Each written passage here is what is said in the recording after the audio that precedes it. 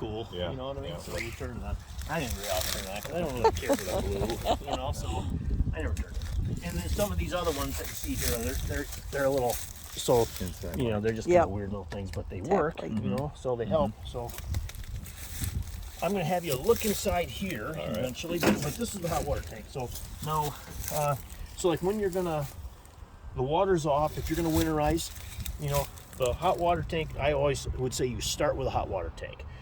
So it's off and all cooled down. Then you can release the pressure here. This is this little, you know, and of course that'll just you can see that's all antifreeze, but. So anyways, that'll release the water. But if you, so here's the plug right here that will drain right down to the bottom of that thing. So when we winterize it, that goes into a little baggie. My wife holds onto it, you know, so otherwise I'd probably lose it. Right. And then you make sure that that's released. But I'm going to let you look in, let me look inside here one more second just to familiarize myself. Because if you're going to, as you get looking into here, it's a little precarious, you know, but there's basically, I want to just do on camera. Yeah, there's 3 valves. So if you take this and just if you want to poke your head in there, you'll see 3 little valves on some plastic pipe. See the little valves? 1, 2, 3. Yeah. Yep. Okay. So you know they have to be when you put them in bypass, you got to isolate the hot water tank. So there's 2. Yeah, you might go. Yep.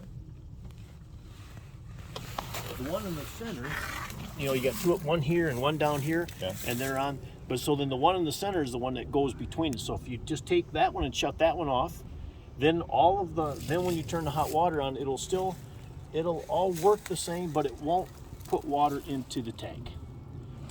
Is that right? I think it is. Let me keep another look. That's what I always kind of have to. You've got to shut them off. Oh yeah, no, number is right. That's right. Okay, so when you're winterizing, you shut the top one and the bottom. That's basically the hot water going into the tank and the hot water going out of the tank. Okay. So you shut both of them off and you open the one that's in the middle, and then that will bypass this thing completely. So that way, when you turn on, because now you'll have this all opened up, it'll be dry. And you don't want to have your antifreeze going on the driveway. So if you do it that way, you open that one valve, it'll be just the opposite of what it is now. You know, you close the 2 on the top and the bottom, and then you open the one in between it. And then the hot water will just flow right to the sinks through that little tank of antifreeze. But there's no water left in here, you said. No, because you isolate this whole system by shutting them 2 valves off and then opening up the middle one. Then it doesn't go into this. It's just a bypass. So what does that do? Suck the remaining water out? Nope, all of this water then will be out of here. That thing is out, you know, so there's no water whatsoever in the tank.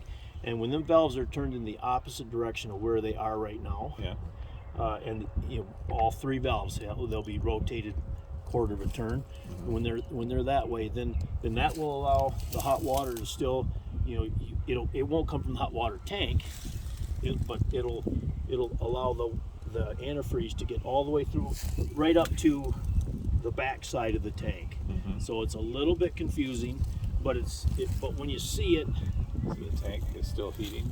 No, the tanks are all off at that point. You shut everything off, you know. So where would you get the hot water from an outside source? You wouldn't get any hot water. The only thing you get water. Just from the bucket. The pink antifreeze. The bucket that you've got You thing. got the hose stuck down in there. Yeah. That's the only. So that's how you got to do that in order to get the hot water to make sure you pull all the antifreeze in through the hot water side too.